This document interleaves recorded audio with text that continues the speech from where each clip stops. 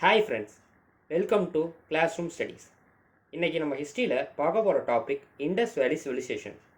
Indies valley சிவிலைசேஷனில் நம்ம என்ன பார்க்க போகிறோன்னா, நம்ம கூட வாழாத ஒரு ஜென்ரேஷன், அவங்க விட்டுட்டு போன விஷயங்கள், அவங்களோட வீடுகள், இதெல்லாம் வச்சு அவங்க எப்படி வாழ்ந்திருக்காங்க, அவங்களுடைய ரொட்டீன் லைஃப் என்ன, அவங்களோட நடைமுறை பழக்க வழக்கங்கள் என்னங்கிறத நம்ம இந்த வீடியோவில் பார்க்க போகிறோம்.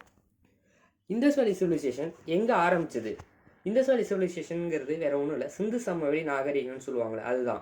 இது ஒரு சிந்து நதிக்கரையில் ஆரம்பித்த ஒரு நாகரிகம். இது இந்தியாவில் நார்த் வெஸ்ட் டைரக்ஷன்லையும் பாகிஸ்தான்லையும் இருக்கிற ஒரு விஷயம், நடந்த ஒரு விஷயம் தான் இது சிந்து சமவெளி நாகரிகம்னு சொல்கிறாங்க.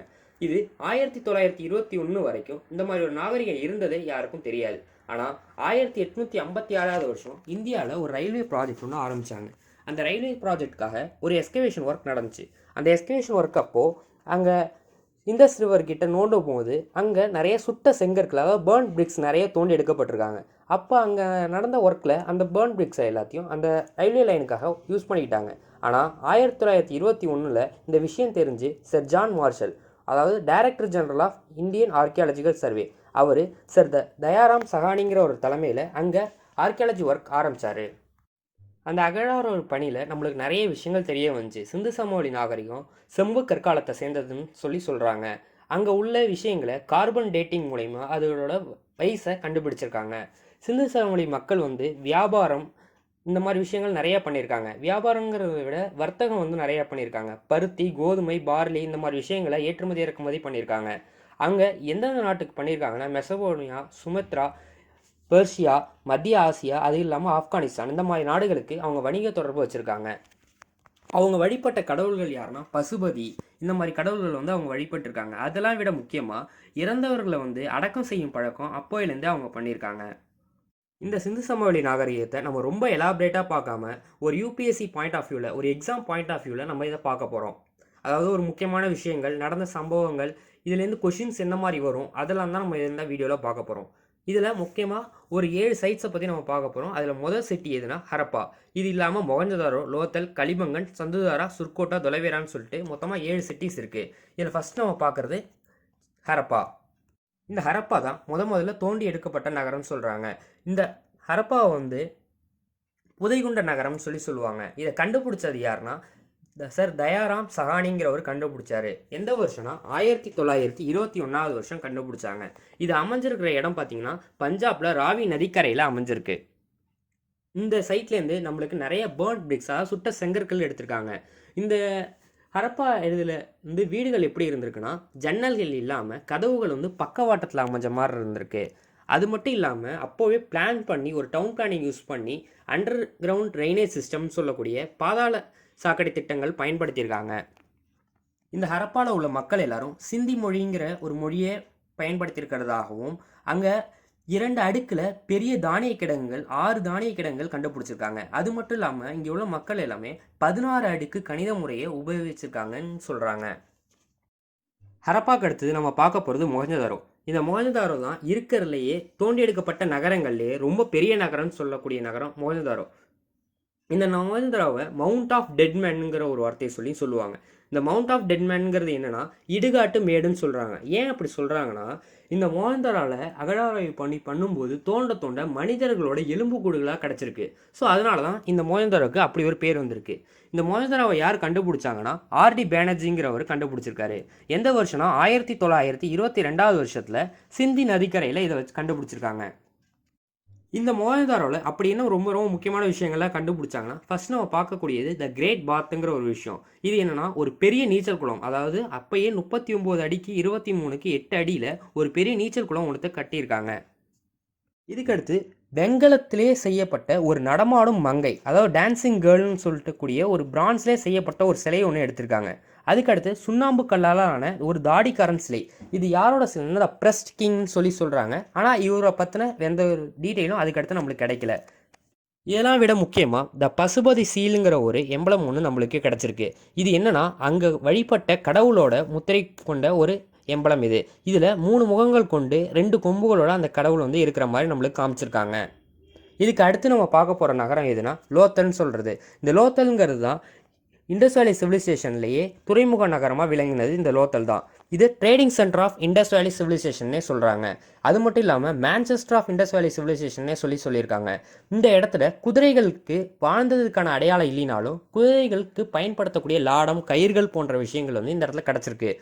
இண்டஸ் வேலி சிவிலைசேஷனுக்கு வெளிநாட்டிலேருந்து எந்த ஒரு விஷயம் வந்தாலுமே அது எல்லாமே இந்த லோத்தல் மூலயமா தான் உள்ளே வருது. இந்த லோத்தல் நகரத்தை கண்டுபிடிச்சது யாருன்னா SR ராவுங்கிறவர் கண்டுபிடிச்சிருக்காரு. 1955 வருடம் கண்டுபிடிச்சிருக்காரு. இது குஜராத்தில் அமைஞ்சிருக்கு. இங்கே உள்ள துறைமுகம் பார்த்தீங்கன்னா நேச்சுரலான போர்ட் கிடையாது. இது ஒரு ஆர்டிஃபிஷியல் போர்ட். அதாவது செங்கற்களை வச்சு கடலில் ஒரு துறைமுகமாக இவங்களே அமைச்சிருக்காங்க. அது மட்டும் இல்லாமல் பெரிய பெரிய கிணறுகள், அண்டர் கிரவுண்ட் ட்ரைனேஜ் சிஸ்டம், அந்த மாதிரி விஷயங்களும் இந்த லோத்தல்ங்கிற நகரத்தில் கண்டுபிடிச்சிருக்காங்க. அது மட்டும் இல்லாமல் அரிசி தவிடுங்கிற சொல்கிற ஒரு விஷயமும் கண்டுபிடிச்சிருக்காங்க. இதுதான் இந்த லோத்தல் நகரத்தில் கண்டுபிடிச்ச விஷயங்கள். இந்த லோத்தலுக்கு அடுத்து நம்ம பார்க்க போகிறது கலிபங்கன். இந்த கலிபங்கனை கண்டுபிடிச்சது யாருன்னா பிபி லாலுங்கிறவர் கண்டுபிடிச்சிருக்காரு. 1959 வருடம் கண்டுபிடிச்சிருக்காரு. இது எங்கே அமைஞ்சிருக்குன்னா இந்தியாவில் உள்ள தார் டெசர்ட்டில், அதாவது ராஜஸ்தானில் அமைஞ்சிருக்கிறது தான் இந்த கலிபங்கன். இந்த கலிபங்கனில் அப்படி என்னென்ன விஷயங்கள்லாம் கண்டுபிடிச்சாங்கன்னா ப்ளக் அப்படின்னு சொல்லக்கூடிய ஒரு மரக்கலப்பை, அது மட்டும் இல்லாமல் ஃபயர் ஆல்டர்னு சொல்கிறாங்க. என்ன ஃபயர் ஆல்டர்னா அக்னிகுண்டம்னு சொல்லுவாங்க தெரியுமா? இப்போ ஒரு கல்யாணம்னாலும் அந்த அக்னிகுண்டத்தை வச்சு தான் பண்ணுவாங்க. அந்த அக்னிகுண்டம் அப்போவே பயன்படுத்தினதுக்கான சான்றுகள் இங்கே கிடச்சிருக்கு. நம்ம அடுத்ததாக பார்க்க போகிறது சங்குதாரா. இந்த சங்குதாரா தான் இண்டஸ் வேலி சிவிலைசேஷன்லேயே ரொம்பவும் லக்ஸரி சிட்டி இன் இண்டஸ் வேலி சிவிலைசேஷன் சொல்கிறாங்க. ஏன் அப்படி சொல்கிறாங்கன்னா இந்த சங்குதாராவில் மணிகள், அணிகலங்கள், இந்த மாதிரி உள்ள மக்கள் எல்லாரும் இதை பயன்படுத்துறதுக்கான தடயங்கள் கண்டுபிடிச்சிருக்காங்க. இதை யார் கண்டுபிடிச்சாருன்னா NG மஜும்தருங்கிறவர் கண்டுபிடிச்சிருக்காரு. 1931 வருடம் கண்டுபிடிச்சிருக்காரு. இது எங்கே அமைஞ்சிருக்குன்னா பாகிஸ்தானில் எல்லைப்பரப்பில் அமைஞ்சிருக்கு. இந்த சங்குதாரால் ரொம்ப முக்கியமாக கண்டுபிடிச்ச விஷயங்கள் என்னென்னா காப்பரால் செய்யப்பட்ட கத்திகள், ஈட்டிகள், அது மட்டும் இல்லாமல் ஆயுதங்கள் நிறைய கண்டுபிடிச்சிருக்காங்க. இதெல்லாம் விட அந்த சங்குதாரால் தொழிற்சாலைகள் நடந்ததுக்கான ஆதாரங்கள் கிடச்சிருக்கு. எந்த மாதிரி தொழிற்சாலைகள்லாம் பிரெட் செய்கிற தொழிற்சாலைகள் கண்டுபிடிச்சிருக்காங்க. சங்குதாராவுக்கு அடுத்து நம்ம பார்க்க போகிறது சுர்கோடடா. இந்த சுர்கோடடாங்கிறது 2000 வருஷத்துக்கு முன்னாடி அங்கே குதிரைகள் இருந்ததுக்கான சாட்சியாக விளங்குது. இந்த குதிரைகளோட சாட்சி எப்படி கண்டுபிடிச்சாங்கன்னா 6 விதமான எலும்பு மாதிரிகள் அங்கேருந்து கண்டுபிடிக்கப்பட்டிருக்காங்க. அதை கார்பன் டேட்டிங் முறையில் எடுத்து பார்த்ததில் அது 2000 வருஷத்துக்கு பழமையானதும் அது வந்து குதிரைகளோட எலும்புங்கிறது கண்டுபிடிச்சிருக்காங்க. இந்த சுர்கோட்டாவை கண்டுபிடிச்சது யாருன்னா JP ஜோஷிங்கிறவர் கண்டுபிடிச்சிருக்காரு. 1964 வருஷம் இங்கே எக்ஸ்கவேஷன் ஆரம்பிச்சிருக்காங்க. இது குஜராத்தில் அமைஞ்சிருக்கு. இந்த இடத்துல மட்டும்தான் இண்டஸ் வேலி சிவிலைசேஷன்லேயே குதிரைகள் பயன்படுத்தியிருக்காங்கிறதுக்கு ஒரே ஒரு சாட்சி இங்கே மட்டும்தான் கிடச்சிருக்கு. சுர்கோட்டாவுக்கு அடுத்து நம்ம பார்க்க போகிற நகரம் எதுனா தொலைவேரா. இண்டஸ் வேலி சிவிலைசேஷனில் கடைசியாக தோன்றி எடுக்கப்பட்ட நகரம்னு சொல்கிறது இந்த தொலைவேராவில் இருக்கிற பார்த்த நகரத்துலேயே இது ரொம்ப வித்தியாசமான நகரமாக விளங்குது. என்ன வித்தியாசம்னு பார்த்தீங்கன்னா மற்ற நகரங்கள் எல்லாமே 2 அடுக்குகளாக பிரிஞ்சிருக்கும். அதாவது அப்பர் டவுன், லோவர் டவுன். ஆனால் இந்த தொலைவேராங்கிறது 3 விதமாக பிரிஞ்சிருக்கு. அப்பர் டவுன், லோவர் டவுன்னா என்னென்னா அப்பர் டவுனுங்கிறது அரசருக்கு சார்ந்தவங்க, ஊர்லேயே பெரியவங்க, வசதியானவங்க, ஒரு ஹையர் கிளாஸ் பீப்புளுங்கிற மாதிரி அவங்க மட்டுமே வாழக்கூடிய ஒரு இடமா இருக்கும். லோவர் கிளாஸுங்கிறது லோவர் டவுனில் வந்து லோவர் பீப்புள்ஸ் வந்து வாழ்வாங்க. ஆனால் இந்த தொலைவேராங்கிற ஒரு இடத்துல வந்து 3 விதமாக பிடிச்சிருப்பாங்க. சிட்டாடல், மிடில் டவுன், லோவர் டவுன்னு. சிட்டாடலுங்கிறது கோட்டை, அது மட்டும் இல்லாமல் அரசர்கள் வாழ்கிற இடம். அதுக்கடுத்து மிடில் டவுனுங்கிறது நார்மலான மக்கள்கள் வாழ்கிற இடம். லோவர் டவுனுங்கிறது என்னென்னு பார்த்தீங்கன்னா விவசாயத்துக்கு முக்கியத்துவம் கொடுத்து விவசாயிகளுக்கான பயன்படுற நிலங்கள், விவசாயிகள் தங்கறதுக்கான வீடுகள் அந்த இடத்துல அமைச்சிருக்காங்க. அது மட்டும் இல்லாமல் இதில் அந்த சிட்டாடலுக்கும் மிடில் டவுனுக்கும் நடுவில் செரிமோனியல் கிரவுண்ட் வச்சுருக்காங்க. அதாவது இறந்தவங்களை வந்து புதைக்கிற ஒரு இடமும் அங்கே வச்சுருந்துருக்காங்க. இந்த தொலைவேராவை யார் கண்டுபிடிச்சாங்கன்னா JP ஜோஷிங்கிறவர் கண்டுபிடிச்சிருக்காரு. 1968 வருஷம் குஜராத்தில் தான் இதையும் எடுத்திருக்காங்க. இது நல்ல டெவலப்பான விவசாயங்களுக்கு ரொம்ப முக்கியத்துவம் கொடுத்து அப்போவே நிறைய விஷயங்கள் பண்ணியிருக்காங்க. அது மட்டும் இல்லாமல் நீர்த்தேக்கங்களை அதிக அளவில் பயன்படுத்தியிருக்காங்க. தண்ணியை எந்த அளவுக்கு நம்ம சேமித்து வைக்கணுங்கிறதுக்கு இந்த நகரம் ஒரு எடுத்துக்காட்டாக விளங்கியிருக்கு இண்டஸ் வேலி சிவிலைசேஷனில். வேறு என்னென்ன முக்கியமான விஷயங்கள் கண்டுபிடிச்சிருக்காங்கன்னா பெயிண்டட் பண்ண பாட்ரி, அதாவது மண் பாண்டங்கள் பெயிண்ட் பண்ணி வரைந்த ஓவியங்களோட இருக்குது. அது மட்டும் இல்லாமல் ஒரு நகரத்துக்கும் உள்ள முத்திரைகள் இங்கே கண்டுபிடிச்சிருக்காங்க. இதெல்லாம் விட இந்த ஹியூஜ் சைன் போர்டுன்னு சொல்லக்கூடிய 3 மீட்டர் அளவுக்கு நீளமான ஒரு பலகையில் முத்திரைகள் பதிக்கப்பட்டு அது வச்சுருக்காங்க. இந்த மாதிரி விஷயங்கள் தான் இந்த நகரத்துலேருந்து கண்டுபிடிச்சிருக்காங்க. சிட்டிலேருந்து நம்ம தெரிஞ்சுக்கிட்ட விஷயம் இது மட்டும் இல்லாமல் இந்த 7 நகரங்களும் எப்படி அழிஞ்சுது, இதுக்கான ஒரு ப்ராப்பரான ரீசன் இது வரைக்கும் நம்மளுக்கு தெரியல. அவங்க இது வரைக்கும் கண்டுபிடிச்ச ரீசனை வச்சு அவங்க என்ன சொல்கிறாங்கன்னா 7 முறை வந்து வெள்ளப்பெருக்கு ஏற்பட்டிருக்கலாம் சிந்து நதியில், அதனால வந்து இது அழிஞ்சிருக்கலாம் அப்படின்னு சொல்கிறாங்க. ஏன் 7 முறைனா இதில் உள்ள அந்த லேயர்ஸ் எல்லாமே 7 அடுக்காக ஒரு லேயராக படிஞ்சிருக்கு. ஸோ 7 முறை வந்து வெள்ளம் ஒரு வாட்டியும் வரும்போது மக்கள் கொஞ்சம் கொஞ்சமாக அழிஞ்சிருக்கலாம் அப்படின்னு சொல்கிறாங்க. இல்லை ஆரிய படையெடுப்புகளால் அழிஞ்சிருக்கலாம்னு சொல்கிறாங்க.